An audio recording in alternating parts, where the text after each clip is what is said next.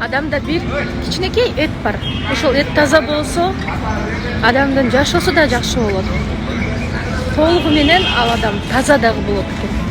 Ал болгону гана жүрөк. Жүрөгүңүздөр таза болсун. Эч качан бирөөнүн келбетине сын такпаңыздар. Аллах Тааланын астында баардыгыбыз бирдейбиз. Бирөө сулуубу, бирөө сулуу эмеспи, бирөө мындай кийинип жүрөбү, андай кийинип жүрөбү. Сиздер эч качан ал адамдын ошол жүрөгүнө кирип чыккан эмессиздер.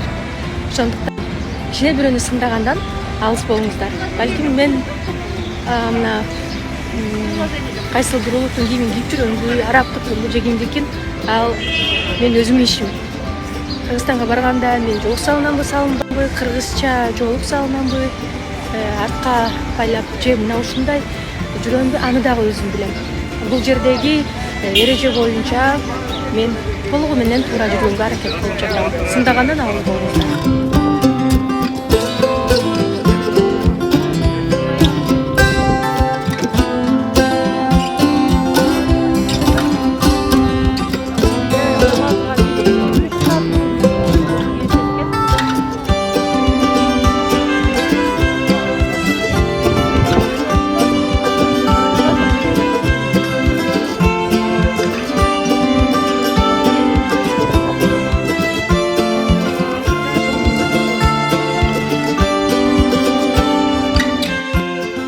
Мен Сауд Арабиясында Ан-Халека болдум.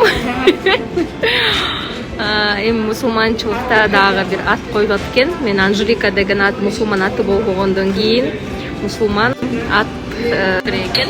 Ошондуктан мага кайсыл мусулман ат абдан жакшы жарашат. Бул жака варианттарды калтырыңыздар. Мен бир нече мусулман аттар тандап койдум, бирок билбей атам.